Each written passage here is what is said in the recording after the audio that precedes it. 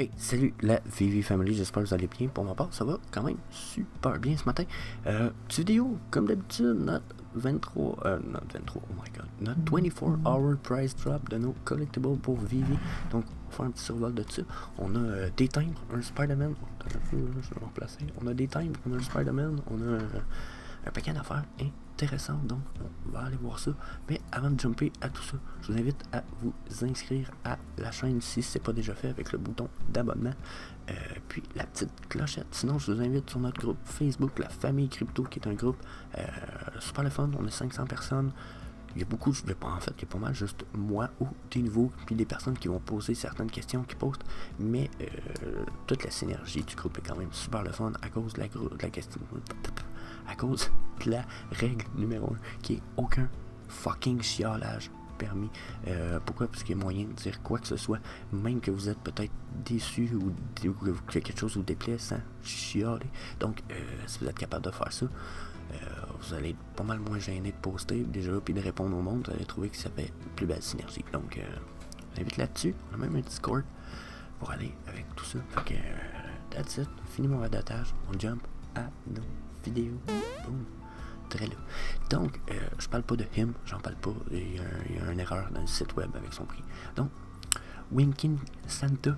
Je viens de faire mon vidéo en anglais, puis il ne m'apparaissait pas dans les 24 heures price drop. Donc, je suis un peu surpris de les voir en ce moment. Je vais aller voir les prix ont l'air de quoi dans All Time. Ok. C'est sûr que ça vient de sortir, ça date de Noël.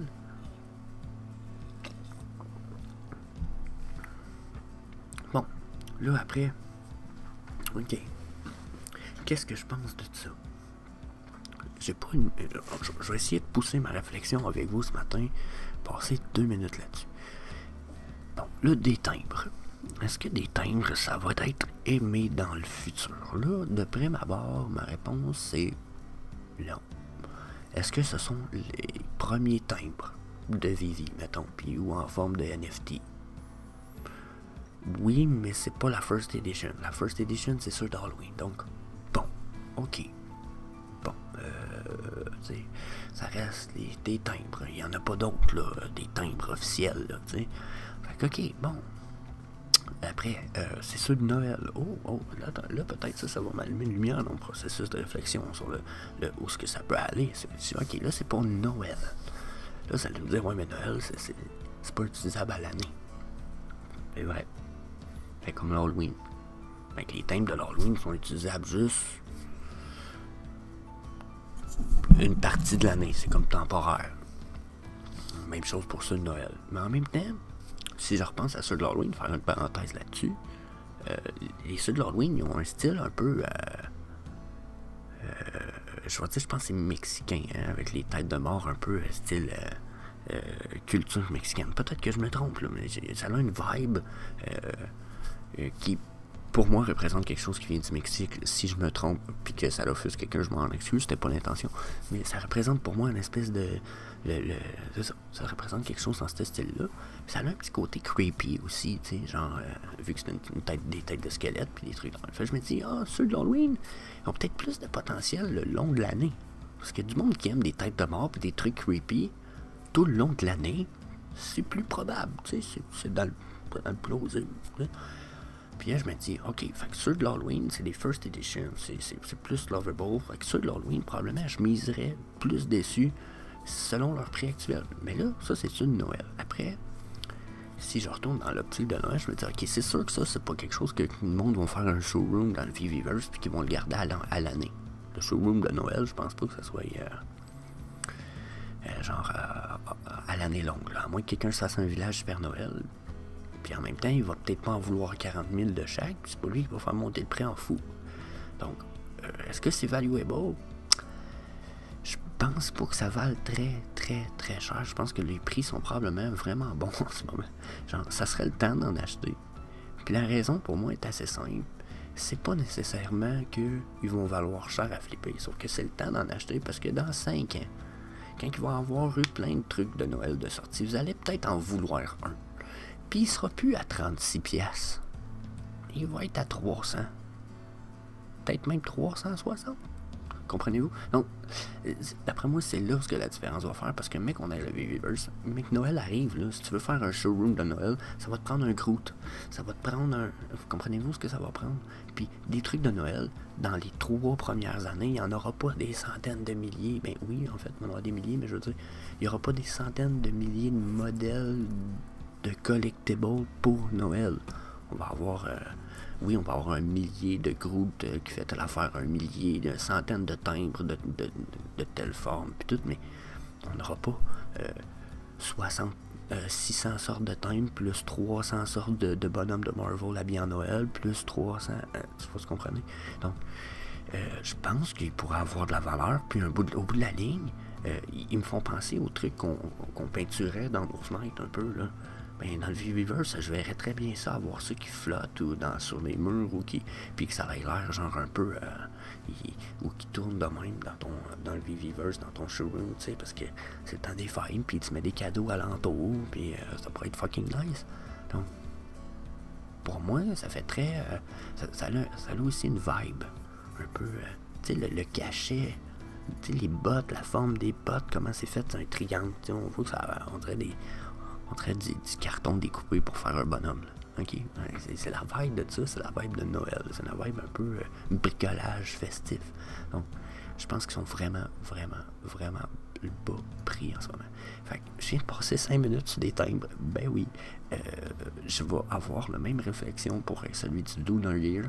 Quand je vais partir, je vais évaluer plein de choses comme ça, puis souvent je vais arrêter ma réflexion, puis je vais y revenir plus tard pour me demander, ok, maintenant, y a-tu de quoi je plus? Puis après, quand j'ai réussi à trouver des bénéfices pour son prix probable futur positivement, j'arrête la réflexion, puis je la recommence plus tard pour chercher des downtrends dans la mesure parce que, oui, plus tard, il va sortir peut-être plein de trucs de Noël, ils vaudront peut-être plus rien, parce qu'il y a des trucs qui vont être pas mal plus cool, pas mal plus intéressants à aller s'acheter, parce qu'ils viennent de sortir, puis qu'ils sont encore bas prix, tandis que lui, il va être rendu haut prix, puis qu'il sera peut-être pas autant voulu. Donc, comprenez-vous?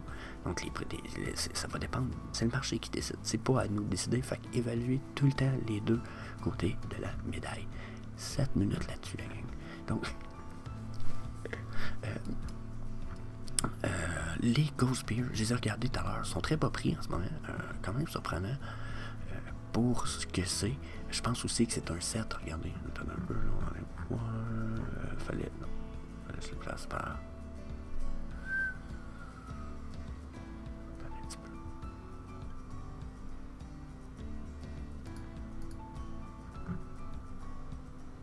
Regardez, ils sont ici. Donc, pour 700$, ça vous donnerait 8,75 points par jour pour le Master Collector Program. Donc, ça vous donnerait des points à taux de 8,75 par jour, ce qui vaudrait 82 piastres du point actuellement, si vous auriez tout le set, là, bien entendu. Donc, je pense que ça fait partie des NFT qui ont été évalués. Les points sont c'est pas les meilleurs, là. Si vous venez sur vvlist.com, vous allez voir qu'il y en a des pas mal meilleurs dans Master Collector Points. Il y en a des mauvais, mais il y en a des bons. Là. Regardez, les Mermicorno puis les Kripkins, ça coûte pas très cher pour beaucoup de points par jour. Là. Ok. On est loin du 8 points là, qu'on était tantôt. 8 points. En tout cas, ils sont à quelque part là-dedans, ils sont ici. Regardez, 8 points, là. Ok, on en est loin, mais c'est quand même dans le top, dans le top 30 des points, là, pour l'instant. Ok, peut-être pas des prix d'achat, là, mais des top 30 des points, donc à évaluer. Amanda Corner, je sais pas, les Batman, c'est un saison 3, c'est pas, même pas une saison 1, je sais pas. Je vais pas perdre de temps, en plus, j'en ai fait perdre sur des posters, sur des timbres, en commençant. Le Spider-Man Animated. Là, je vois King Center, on va fermer ça. Donc, ça ici, je trouve ça fucking interesting at the moment. Et 7000$, il a déjà monté à 14000$. Bien entendu, si on veut voir la charte, le 14000 est un spike. Donc, je dirais probablement plus 10 000. Ok? Mais même à ça, en ce moment, lui, il est à 7000. Puis tu me dis qu'il pourrait monter, qu'il a des crises de bonne chance de remonter à 10 000 puis de causer une espèce de price, de revenir dans son price memory, tu me dis. Wow, la belle opportunité. Au même titre que si tu le voulais juste pour l'avoir, il est fucking pas cher en ce moment. OK? Il a perdu 1200$, on s'entend-tu? Donc, j'évaluerais ça pas mal être celui qui aurait les moyens de me payer ça. Alligator Loki, je n'ai parlé hier et avant-hier, ça je me souviens bien. La Ghost Trap, ben si vous l'achetez avec le fantôme, c'est de bon temps, les prix sont bas. Il n'y a pas trop de... je vois vraiment le prix augmenter dans le futur pour ça. C'est sûr que ça va y aller beaucoup plus avec la fanbase, parce que là, plus que le VV Universe va, quand il va sortir, plus le fait que là on a une fanbase qui grossit, il y a beaucoup de monde qui en veulent, mais il va y avoir beaucoup de monde qui vont vouloir bien d'autres affaires éventuellement, puis ça va peut-être un peu tomber dans l'oubliette. Donc c'est le temps d'en acheter parce que le prix est fucking bon, si vous en voulez un, ou si vous pensez être capable de flipper. Mais si vous êtes juste comme je vais l'acheter parce que c'est le premier interactable de l'autre, puis je vais le flipper dans 5-10 ans. Je sais pas si dans 5-10 ans il va avoir pris du prix, là, mais je sais pas si ça sera pas plus valuable d'acheter d'autres choses. Ok? Je m'excuse pour ça. Oh my god. Les overboards, il y a un no-tech overboard. Regardez, no-tech. Ça veut dire quoi, no-tech? Pas de technologie, tabarnak. Fait que celui-là, tu ne pourras pas voler avec dans le Weaververse. J'ai hâte de voir si je me trompe, mais j'ai envie de mettre ma main au feu le jour où ça arrive si je me trompe, ok? Puis, regardez, sinon, Pitbull Overboard, il y a un booster pack là-dessus, il y a l'air d'avoir du nitro là-dessus, mon gars. Même affaire là-dessus, question mark Overboard. Ça a l'air de des overboard, je dirais quasiment pimpeux. Puis je suis sûr que tu vas pouvoir rider ça dans le VVverse, comme je disais. Donc, dormez pas, c'est Overboard. Même pas lui peut-être, comme je disais, mais même lui, regardez, 74. C'est ridicule. Donc, ça, c'est mon avis. Les White Snakeboard, les Snakeboard, en tout cas, ou les Lincoln, Co. Je sais pas quoi penser de ça. J'ai pas eu le temps d'évaluer ça plus profondément. Je me dis vraiment, encore une fois, ça demande une bonne recherche. Il y en a pas beaucoup, par exemple. Il y en a juste ça pour ce prix-là. Oh my god.